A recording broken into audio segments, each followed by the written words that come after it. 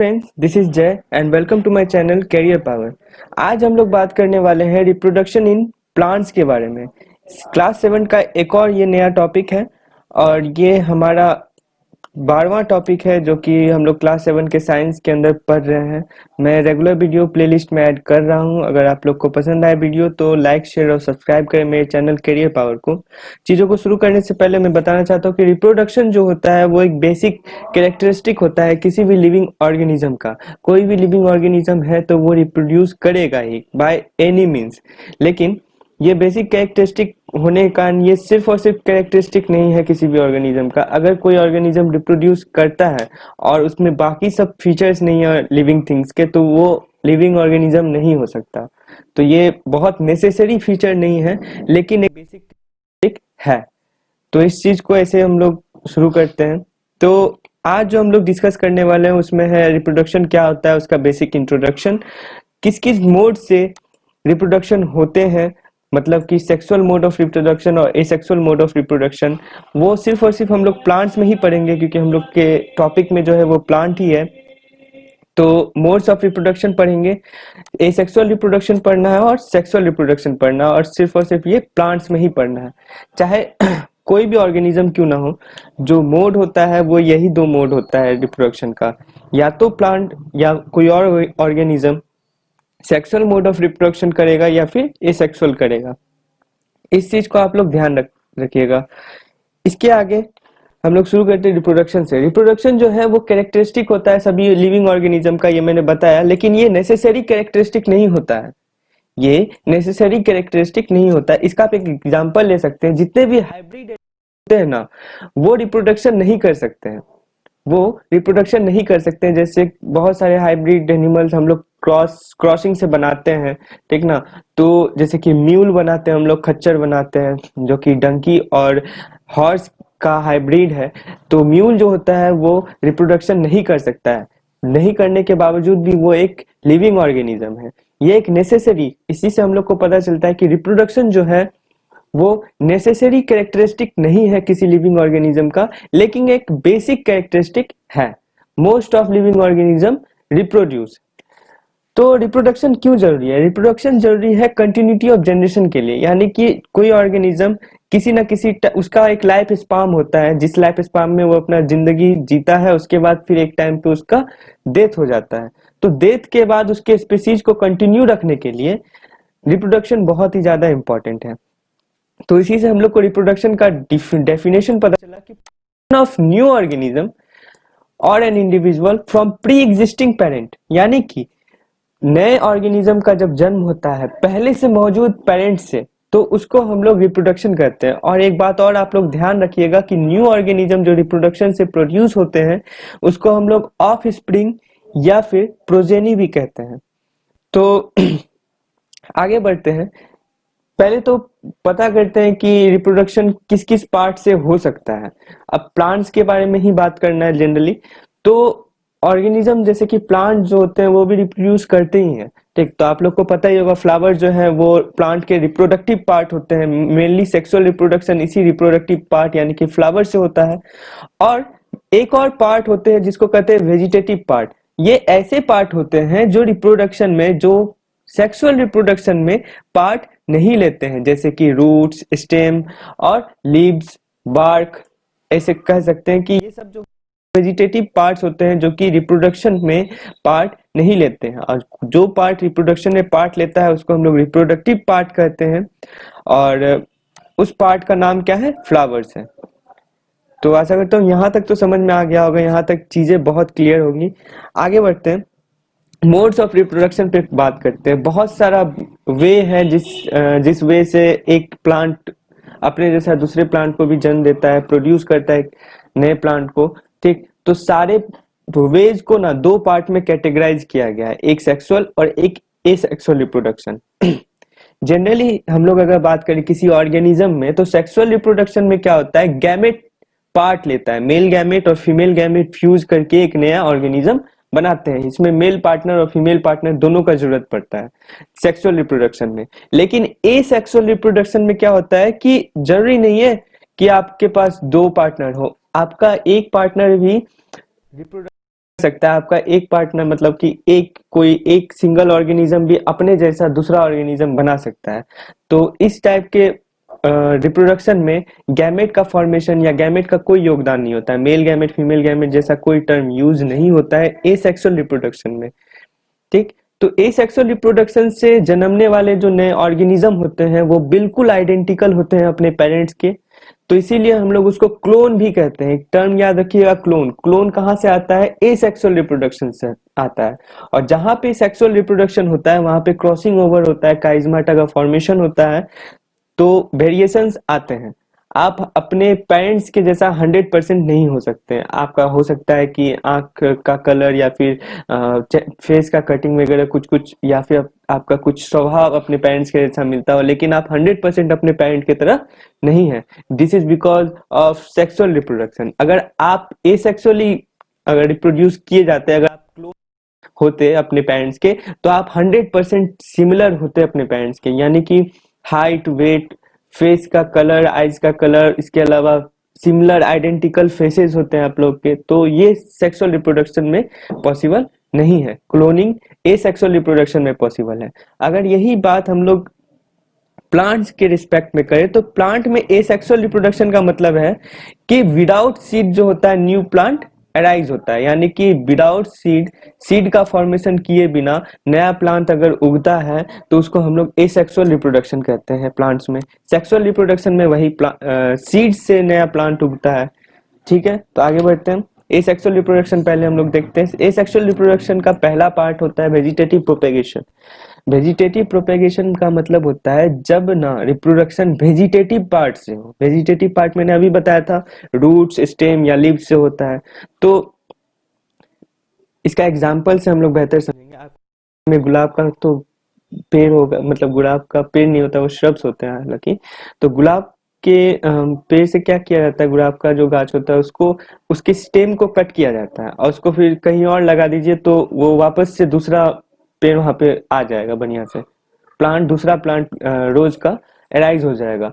तो वो क्या हुआ, वो उसमें तो सीड का जरूरत पड़ा नहीं, आप बस स्टेम कट किए और उसको दूसरे जगह प्लांट किए तो एक और प्लांट अराइज हो गया।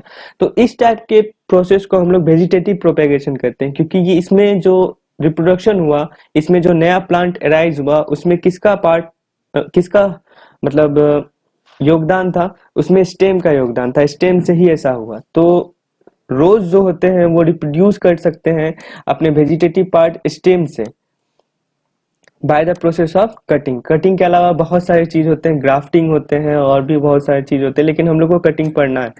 तो कटिंग याद रखिएगा कि किस प्लांट में यूज, मेनली रोज प्लांट में यूज होता है। जैसे कि पोटैटो और गिंजर का बात करें, गिंजर मतलब अदरक। ठीक, इनके पास क्या होते हैं? बर्ड्स होते हैं।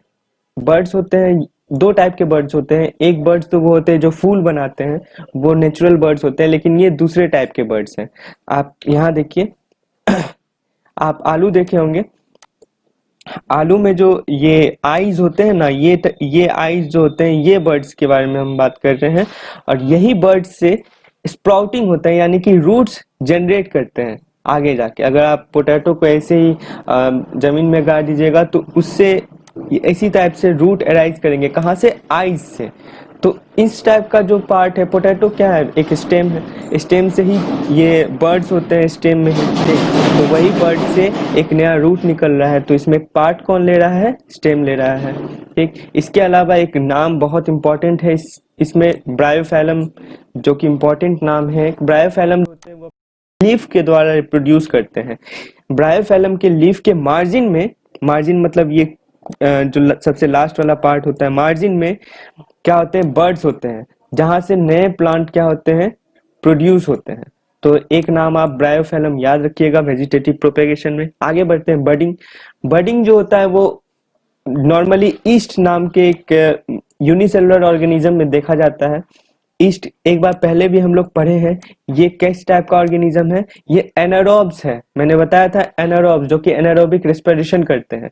ये एनारोबिक रेस्पिरेशन करने वाला एक यूनिसेलुलर एक सेल का ऑर्गेनिज्म है, जो कि बडिंग के प्रोसेस से रिप्रोड्यूस करता है। बडिंग क्या होता है कि small bulb like projection east के सेल से निकलता है। ठीक, स्मॉल बर्ड्स लाइक प्रोजेक्शन निकलता है। ये मान लीजिए ईस्ट है तो एक छोटा सा बल्ब निकलेगा यहाँ से, ठीक।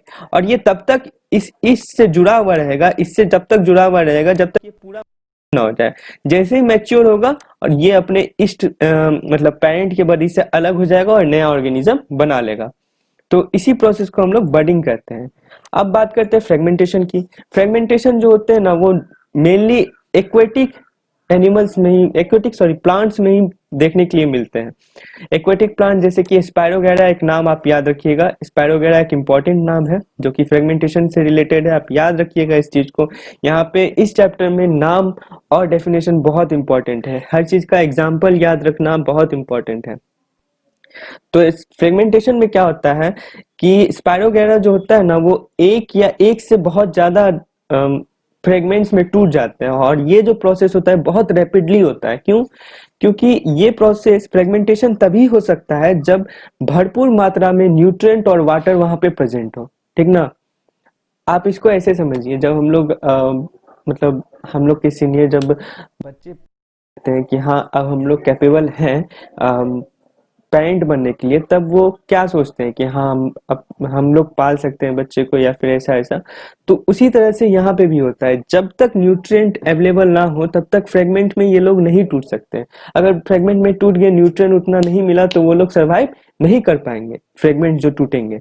तो न्यूट्रिएंट और वाटर जब भरपूर मात्रा में होता है तब ये फ्रेगमेंट्स में टूट जाते हैं, और ये बहुत छोटे टाइम पे बहुत रैपिडली टूटते हैं, ठीक।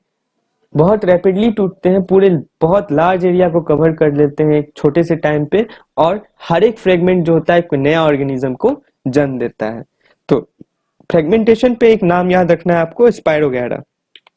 देखिए जैसे कि यहाँ पे देख सकते हैं पिक्चर में कि ये एक पूरा स्पायरोगैरा है जो कि आगे जाके दो पार्ट में बट गया, फ्रेगमेंट में बट गया, उसके बाद फिर अलग अलग होके नया इंडिविजुअल बन जाएगा। आगे बात करते हैं स्पोर फॉर्मेशन का। स्पोर फॉर्मेशन जो होता है वो मेनली फंगस में होता है, ठीक ना। लेकिन कोई कोई ग्रीन प्लांट भी स्पोर फॉर्मेशन का के मदद से रिप्रोड्यूस करते हैं, जैसे कि फर्न हुए, ठीक ना।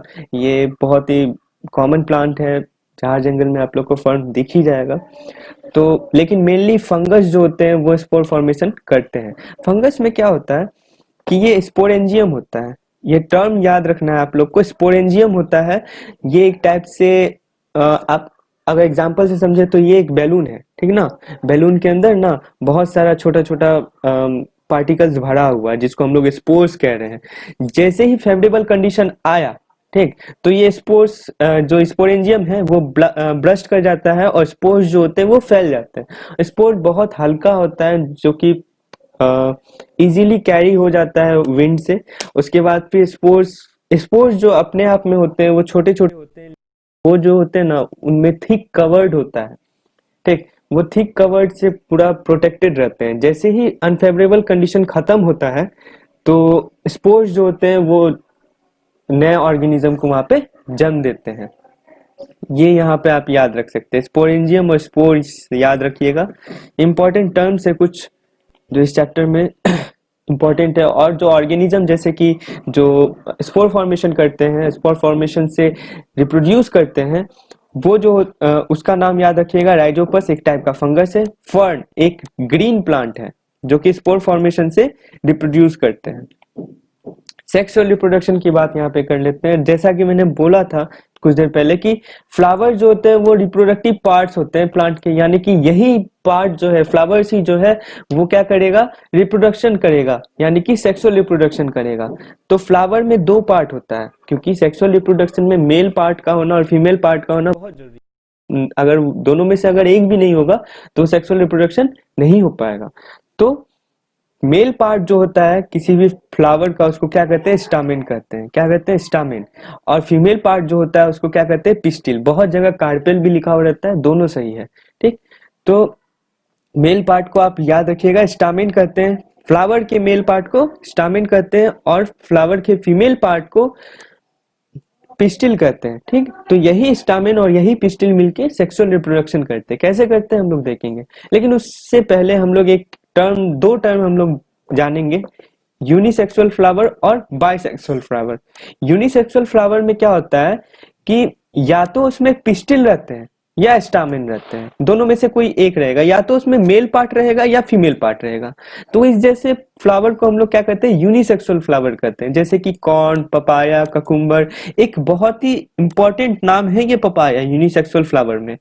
बार आगे की क्लास में भी आपको हो सकता है कि परेशान करे, एक बार पूछा जाए आपको, क्योंकि मेरे से तो बहुत बार ये आगे की क्लास में भी आया है। ठीक, तो ये नाम आप यूनिसेक्सुअल फ्लावर में कुछ याद रहे ना रहे, पपाया याद जरूर रखना है। और उसके अलावा जो अगला प्लांट है वो है बाइसेक्सुअल फ्लावर है। बाइसेक्सुअल फ्लावर में क्या रहेगा कि मेल पार्ट और फीमेल पार्ट दोनों प्रेजेंट रहेंगे एक ही फ्लावर में, जैसे कि रोज, मस्टर्ड, इटीसी इटीसी। तो अब ये यूनिसेक्सुअल और बाइसेक्सुअल फ्लावर पढ़ने का हम लोग को जरूरत इसीलिए पड़ा क्योंकि यूनिसेक्सुअल फ्लावर जो होते हैं ना वो हमेशा क्रॉस पॉलिनेशन करेंगे, और बाइसेक्सुअल फ्लावर जो होते हैं वो सेल्फ पॉलिनेशन भी कर सकते हैं। ठीक ना, इसके बारे में हम लोग आगे डिटेल में पढ़ेंगे। ठीक, तो आगे बढ़ते हैं कैसे रिप्रोडक्शन होते हैं। तो ये एक नॉर्मल सा फ्लावर है। फ्लावर में जो ये पार्ट है ना, ये है मेल पार्ट। ठीक, ये मेल पार्ट है जिसको हम लोग स्टामेन कह रहे हैं, और ये जो पार्ट है ये बल्ब नुमा पार्ट जो है इसको हम लोग कार्पेल कह रहे हैं या फिर पिस्टिल कह रहे हैं, फीमेल पार्ट जो होता है। तो स्ट्रक्चर देखिए, याद रखिएगा, स्ट्रक्चर ऑफ स्टामेन, एक एंथर होता है और एक फिलामेंट होता है, और एंथर और फिलामेंट जहाँ पे कनेक्ट होता है ना उसको हम लोग कनेक्टिव कहते हैं। चलिए, ये याद नहीं रहेगा तो कम से कम एंथर तो याद रखना ही रखना है, क्योंकि पॉलन ग्रेन इसी में होते हैं। तो उसके बाद पिस्टिल का हम लोग स्ट्रक्चर देखते हैं। जो सबसे ऊपर वाला पार्ट होता है किसी भी पिस्टिल का उसको हम लोग स्टिग्मा कहते हैं। उसके बाद फिर एक ट्यूब नुमा स्ट्रक्चर होता है, ट्यूब लाइक स्ट्रक्चर होता है जिसको हम लोग स्टाइल कह रहे हैं। और स्टाइल के जस्ट नीचे क्या होता है, ओवरी होता है। ओवरी के अंदर बहुत सारा ओव्यूल्स होता है, यही यही फ्यूचर में जाके जायगोट बनाते हैं। ठीक है, तो इसको और अच्छे से पढ़ेंगे हम लोग आगे।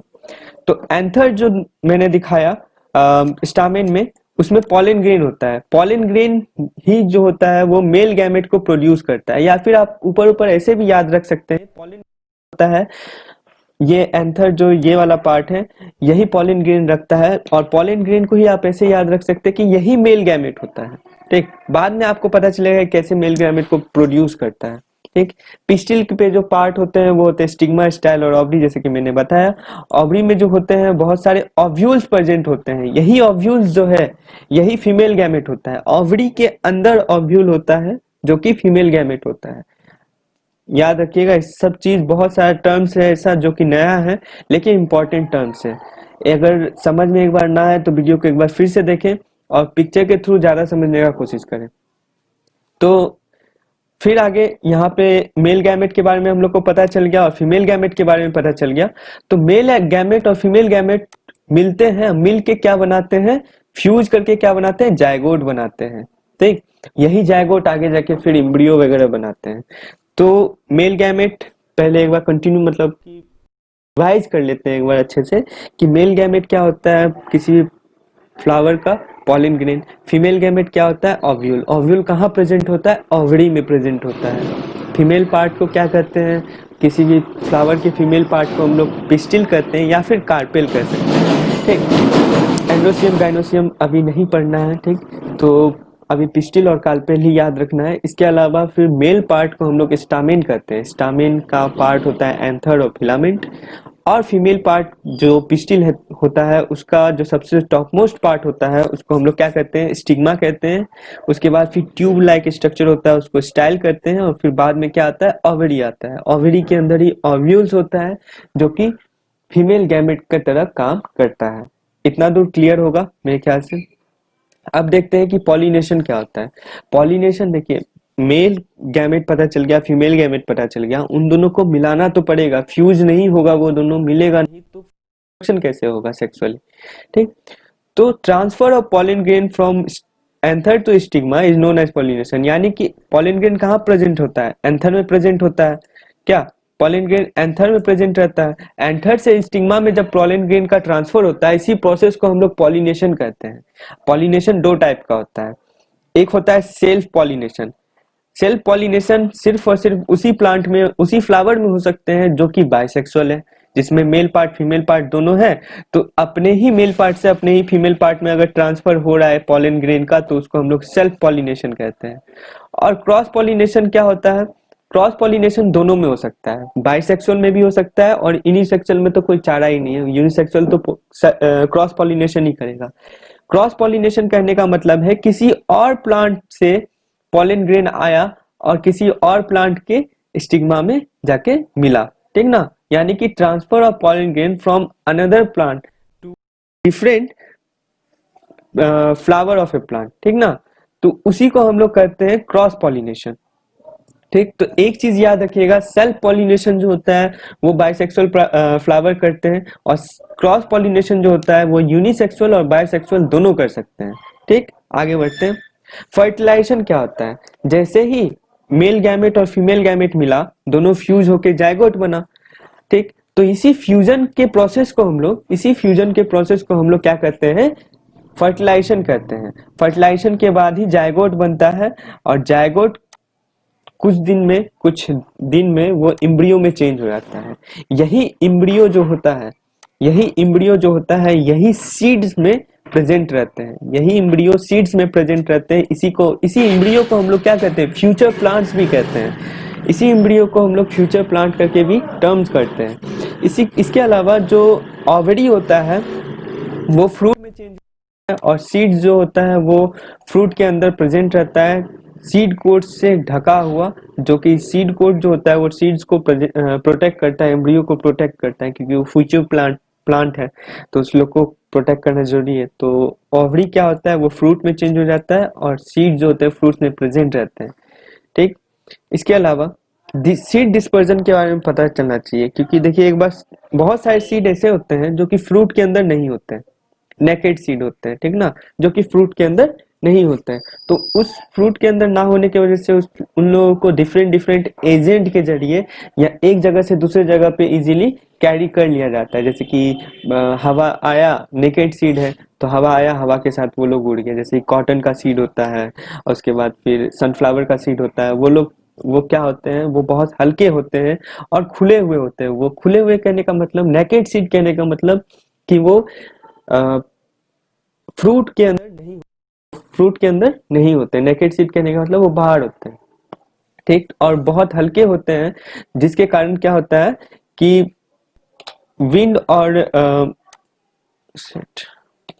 और एयर उसको इजीली ये कर लेते हैं, कैरी कर लेते हैं। एक सेकंड रुक जाइए। हाँ, विंड और वाटर और एनिमल जो होते हैं वो एजेंट होते हैं, जो कि सीड्स को एक जगह से दूसरी जगह पहुंचाते हैं। इसी को हम लोग सीड का डिस्पर्जन करते हैं। डिस्पर्जन का मतलब ही होता है कि एक जगह से दूसरी जगह पहुंचाना, ट्रांसपोर्ट करना, ठीक ना।